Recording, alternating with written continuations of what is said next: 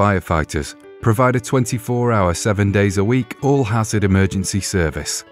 Sustained government cuts threaten their ability to provide life-saving emergency response. In October 2015, cover in London was so stretched dealing with a major fire on Finchley Road that when a fire broke out at a property on Camden Road, it took 13 minutes for the first fire engine to arrive.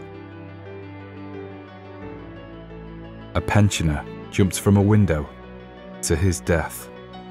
In March 2016, an elderly couple died in Merseyside.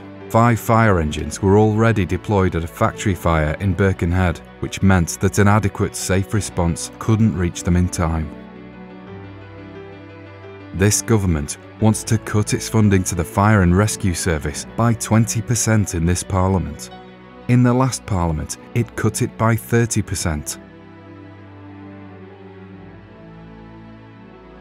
Since 2010, 7,000 firefighter jobs have gone. Over 40 stations have closed, and scores of fire engines have been taken out of service. Downward trends in fires and fire deaths are being used to justify these cuts, but this does not tell the whole story. The decline is largely a result of the youth and community education schemes that firefighters have pioneered. This shows how effective the service is. It could be disingenuous to decimate the active forces that have catalysed these changes. Keeping our communities safe is about tackling every risk we face.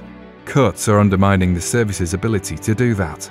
Stations, fire engines, and the minimum number of firefighters crewing a fire engine are all being reduced. This impacts on how quickly firefighters can reach you in an emergency and how effective that response is. 999 response times are at a 20-year high, and in a life or death situation, every second counts. Appliances without enough firefighters have to wait for backup before they can perform safe and efficient rescues. That delay could have fatal consequences. Emergency response is being compromised by financial constraints. The risks in our communities are not disappearing, they're merely evolving. Firefighters are ready for their role to evolve to combat these risks.